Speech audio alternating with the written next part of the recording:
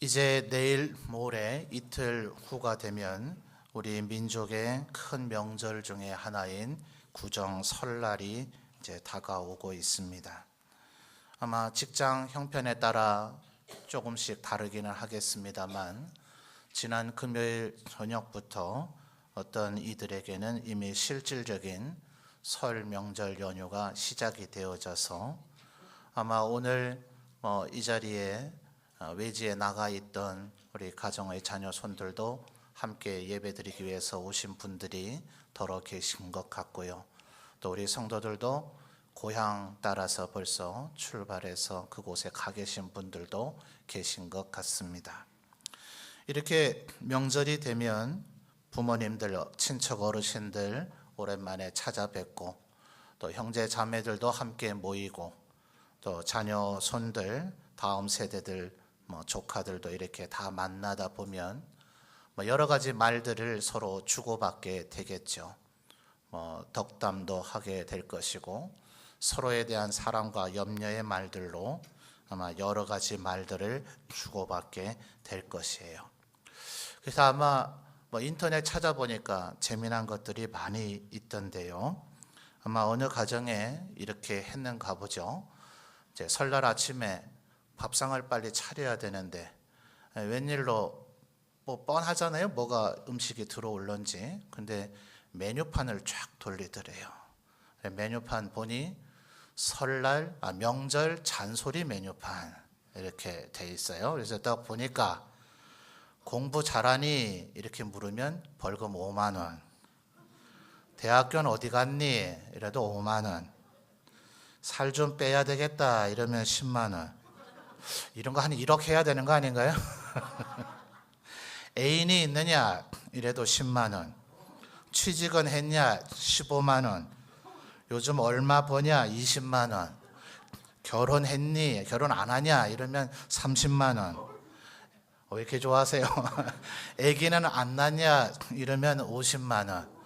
그 밑에 떡국은 무료 이렇게 돼 있답니다. 전부 떡국 시켜 드셨겠죠?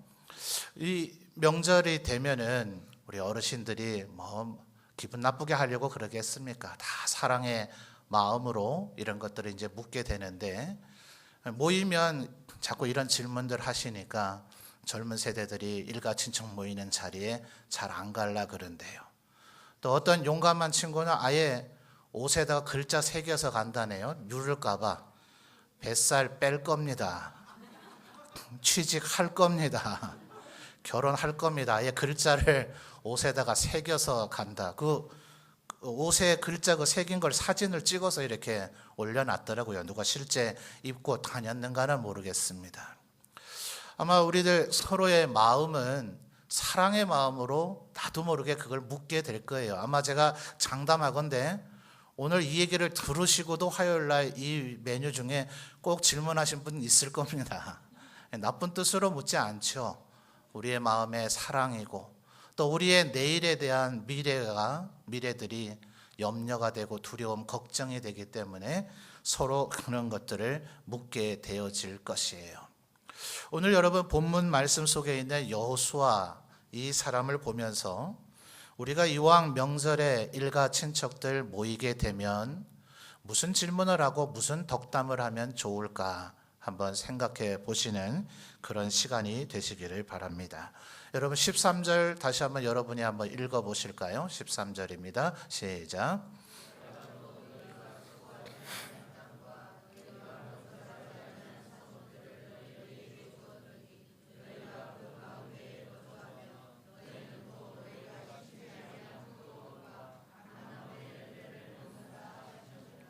아멘. 자, 지금 이게 무슨 상황이냐 하면요. 여호수아 장군이 이제 연세가 많이 드셔서 실제 하나님의 부르심을 받아야 될 때가 다 됐습니다. 그래서 이 대화를 나누시고 불과 얼마 안 돼서 하나님 곁으로 가셨습니다. 이건 마치 말하자면 일종의 유언입니다. 그래서 이스라엘 12지파의 지도자들을 다 불러 모아다가 그 자리에서 이제 하는 얘기입니다. 왜 이렇게 여호수아 장군이 심각하게 무게를 잡느냐 하면 이들이 가나안 땅에 들어와서 무려 7년 반 동안이나 전쟁을 치렀습니다. 그래서 가나안 땅 안에 31개의 주요한 거점 도시는 다 장악을 했습니다. 말하자면 이런 거예요. 옛날 우리 살고 있는 이 지역을 왜 경상도라 그럽니까? 경주와 상주가 지역을 통제할 수 있는 중심 도시이기 때문에 그래요. 그죠? 충청도는 충주와 청주, 전라도는 전주와 나주, 이런 개념으로 이름이 붙은 거잖아요. 그러니까 고대 사회에서, 지금은 사뭇 도시들의 형편이 달라졌습니다만, 고대에는 경주와 상주만 장악하면 경상도는 통제가 되는 거예요. 그러니까 지금 이스라엘 백성들이 경주하고 상주는 장악을 했을지라도 문경, 예천, 안동은 아직 가나안 7 족속들이 있단 말입니다. 그러니까 이제 여호수아 장군이 돌아가시고 나면 이스라엘 백성들은 앞으로도 가나안 땅을 구석구석을 가서 정복을 하고 거기에 뿌리를 내리고 살아야 될 운명과 의무가, 그들의 사명이 그들에게 남아 있어요. 이 일이 얼마나 쉽지 않을지, 또 그 가운데서 어떤 고통과 고난이 있을지, 다음 세대가 이것을 과연 잘 감당할 수 있을지, 아마 우리가 명절 때 모이면 어르신들이 우리의 다음 세대들을 향하여서 그런 염려와 사랑의 마음이 있는 것처럼 여호수아에게도 그런 마음이 있을 겁니다. 과연 우리의 다음 세대가 이 일들을 잘 해낼 수 있을까? 쓸데없는 염려를 여호수아가 하는 걸까요? 그렇지 않잖아요.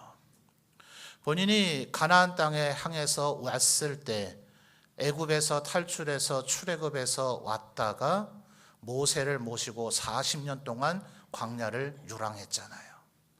자신과 함께 갈렙이 이 가나안 땅에 들어와서 40일 동안 정탐하고서는 너무나 좋은 땅이다, 저 땅 들어가서 정복하면 하나님이 우리에게 주실 것이고 은혜와 축복을 누리며 우리가 살 수 있게 될 것이다 했는데, 함께 갔던 동료 10명은 안 된다잖아요.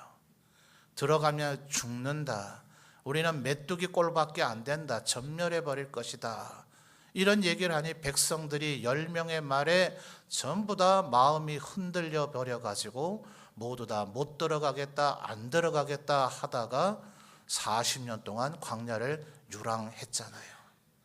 그러니까 여호수아 입장에서는 우리의 다음 세대가 또 이런 일이 있으면 안 될 텐데 싶어서 지금 이스라엘 12지파의 지도자들을 불러다가 그들에게 유언 겸 덕담을 하고 있는 겁니다. 방금 전에 여러분 13절을 읽으셨습니다만 13절의 내용을 한번 잘 살펴볼까요? 자, 13절. 내가 또 너희가, 그 다음 뭐라 그러죠? 수고하지 아니한 땅. 여러분 혹시 황무지를 한번 개척해 보신 적이 있습니까? 돌이 많고 풀뿌리, 나무뿌리가 가득 있는 그 땅을 농작물이 잘 자랄 수 있는 옥토로 만들려고 그러면 이만저만 고생해야 되는 게 아니죠. 우리들이 지금 익숙하게 농사를 짓고 있는 논과 밭들이 원래부터야 그랬겠습니까? 아마 어떤 분들 농사가 힘들고 어려워서 한두 해 방치해 두면 순식간에 들판 황무지로 변해버리잖아요. 그랬다가 다시 그 땅을 농사하려고 만들려고 해도 얼마나 힘이 드는지 경험해 보신 분들은 알 겁니다. 그런데 만약 그것이 최초에 아무도 거기가 경작하지 않던 땅을 밭으로 일구어 내려면 얼마나 고생을 많이 해야만 했을까요? 근데 가나안 땅에 들어온 이스라엘인들 어떻게 했어요? 13절에 너희가 수고하지 않은 땅을 너희가 차지했지 않더냐. 지금 밀과 보리를 질러내는 밭을 하나님께서 이스라엘 백성들에게 가나안 7 족속의 것을 빼앗아서 주셨다. 지금 그 얘기죠. 지금 우리 교육관 건축을 하고 있습니다만 우리 작년 여름부터 큰 무더위에 우리 장로님들 저 건물 허시느라고 냉수를 들이켜가면서 하셨지만 저 더위 잡수시고 쓰러질까 봐 옆에서 보면서 겁이 났거든요. 저도 가만히 있을 수는 없어서 흉내라도 내야 되니까 좀 일하는 척을 했다가 저는 힘들어 죽겠던데 우리 장로님들 그 일들을 계속해서 해오시는데 장로님 언제쯤 이게 끝나요? 그러니까 저는 가을쯤 되면 끝날 줄 알았어요. 근데 3월 말쯤은 돼야 될 겁니다. 근데 해보니 뭐 3월 말에 되면 감사한 일이겠네요. 아, 이게 이렇게 하루아침에 뚝딱 지어지는 게 아니구나. 저도 지금 목전에서 보고 있습니다. 근데 지금 13절에 뭐라 그래요? 너희가 건설하지 아니한 성읍을 너희가 차지하게 될 것이다. 이건 직접 지어본 사람은 남이 진 것을 내가 거저 얻게 된다는 게 얼마나 어마어마한 것이라는 걸 알 수 있겠죠. 또 그 다음 뭡니까? 너희가 심지 아니한 포도원과 감람원의 열매를 먹는다. 우리 지역이 뭐 오미자 많이 키우고 또 사과나 감도 이제 더러들 키우시는 것 같은데요. 모든 과수나무가 그렇잖아요. 한번 심으면 그해 바로 열매를 딸 수 있는 게 아니죠. 몇 년은 계속해서 기르고 거기에 거름과 퇴비도 넣고 가지도 쳐주고 뭐 기타 등등 제가 잘 모릅니다. 하여튼 뭐 온갖 정성을 기울여야 그래야 굵직굵직하고 달콤하고 먹을 만한 과일이 열리는 거지. 나무 심어놨으니까 네가 알아서 해라고 했다가는 그 나무가 우리에게 결코 좋은 열매를 주지 않더라고요. 그런데 열매를 딸 수 있을 때까지 이 포도원과 감람원을 가꾼 것, 얼마나 고생과 수고가 많이 있었을까요? 근데 이스라엘 백성들이 지금 그것을 무상으로 거저 갖게 되었더라 하는 겁니다.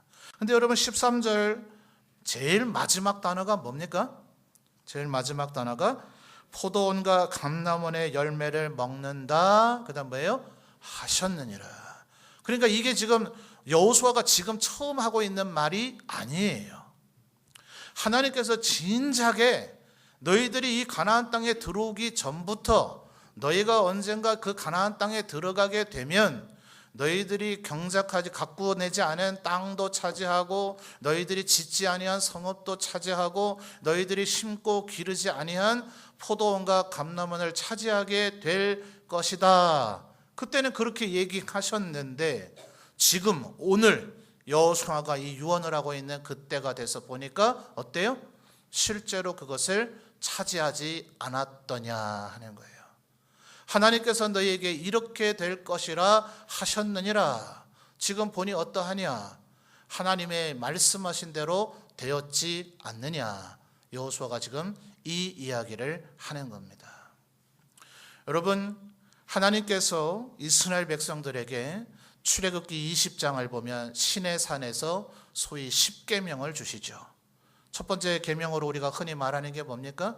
너는 나 외에 다른 신을 두지 말라. 근데 출애굽기 20장을 보시면 이 우리가 소위 첫 번째 계명이라 부르고 있는 이 계명의 얘기부터 나오는 것이 아닙니다.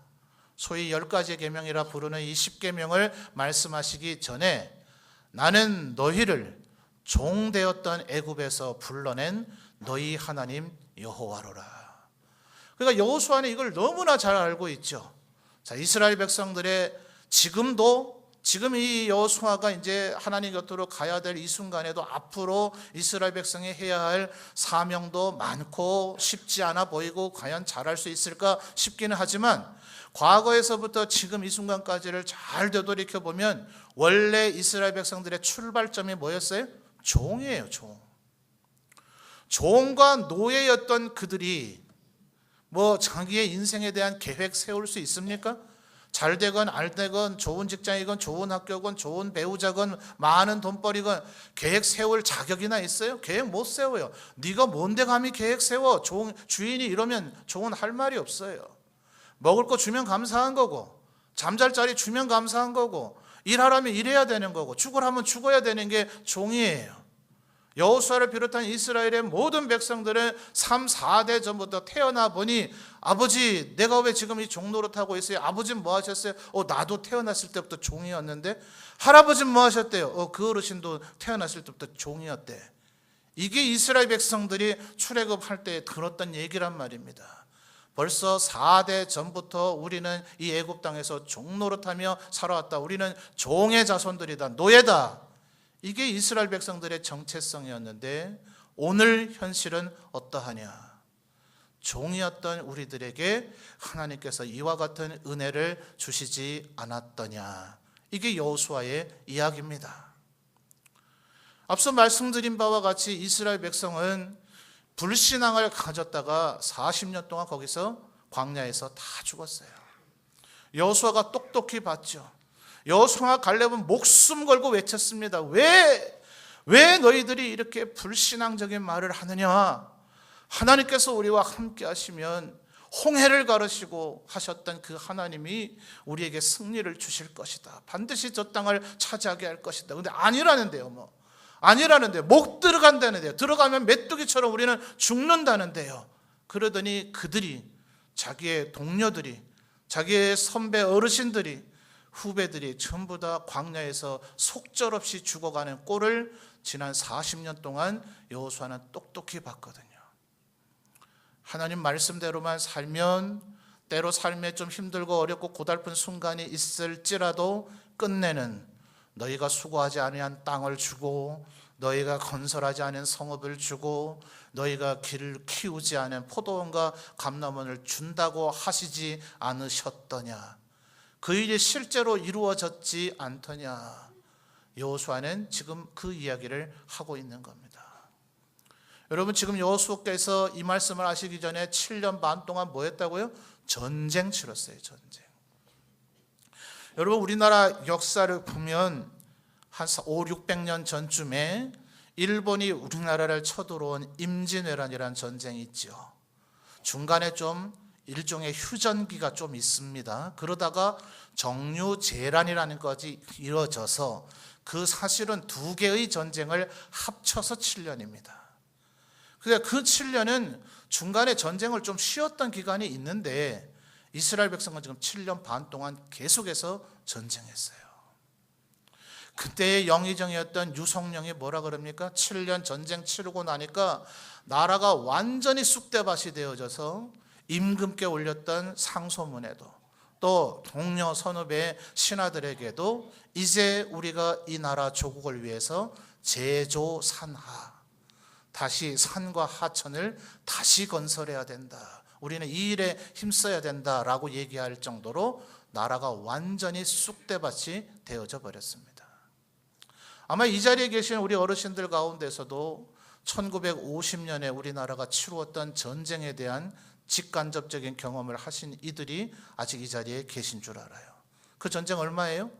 약 3년가량이었는데 그때도 임진왜란에 비할 바 못 될 정도로 우리나라 모든 것이 초토화되어져 버렸습니다. 근데 이들 어땠어요? 이스라엘 백성들 지난 7년간 전쟁을 치렀습니다. 여호수아는 민족의 지도자일 뿐만 아니라 군대의 장군이었기 때문에 이스라엘 백성들이 어떻게 전쟁을 치루었는지 너무나 잘 알죠. 노예에게 칼 잡도록 해줍니까? 노예에게 창을 휘두르는 방법을 알려주나요? 노예에게 어떻게 진영을 꾸려서 전쟁에서 어떻게 공격하고 어떻게 수비하고 어떻게 방어하고 성을 공격할 때는 어떻게 해야 된다. 너희들이 10부장, 100부장, 1000부장으로서 병력을 지휘하려면 이렇게 해야 된다. 저 멀리까지 이런 것을 볼 수 있는 안목과 통찰력이 있어야 된다. 이스라엘 백성들이 이거 훈련할 수 있는 기간이 있었냐고요. 대대로 노예 생활만 하다가 가나안 땅에 온 이들이 맞서야 되는 것은 여리고 사람을 뭐라 그래요? 여리고의 왕, 아이의 왕, 또 뭐 북방의 하솔 왕, 전부 도시마다 왕이에요. 가나안 족속들은 아직도 도시 단위의 왕이었기 때문에 맨날 싸움만 했다고요. 이스라엘 백성은 대대손손 종살이를 했는가 하면 가나안 7족속은 대대손손 전쟁만 하면서 살아왔습니다. 취미생활 전쟁, 특기 전쟁, 태어나면서 했던 직업 전쟁, 이게 가나안 7족속의 명함이에요. 무기는 누가 갖고 있어요? 가나안 7족속들이 아주 최첨단 무기를 갖고 있지만 이스라엘 백성은 돌에, 지팡이에, 낫에, 창 뭐 이런 것밖에 없어요. 누가 봐도 이 전쟁은 이스라엘 백성이 이길 수가 없습니다. 근데 7년 반 동안 어때요? 하나님께서 아예 그냥 성을 알아서 허물어 주시지를 않나. 지진이 나서 그들을 묻어버리지를 않나. 우박으로 그들을 다 때려 죽이질 않나. 시간이 모자라겠다 싶으면 해와 달을 멈춰서 전쟁을 수행하도록 해주시질 않나. 누구 때문에 이겼어요? 하나님이 함께 하시면 이 모든 일에 승리를 가져올 수 있었다는 걸 여호수아는 현장에서 병력을 지휘하면서 모든 것을 똑똑히 봤거든요. 그러니까 이 13절의 한마디는 그저 뭐 땅과 성읍과 포도원, 감람원 정도가 아니라 여호수아 신앙 전체에 대한 고백이에요. 하나님께서 우리에게 말씀하셨던 대로 해주시 않으셨더냐 하는 얘기입니다. 그러니 여호수아는 지금 담대하게 다음 세대들에게 이야기하는 겁니다. 미래에 대한 걱정하지 말고 두려워하지 말고 14절 여호수아가 이제 덕담을 합니다. 여러분 한번 읽어주실까요? 시작.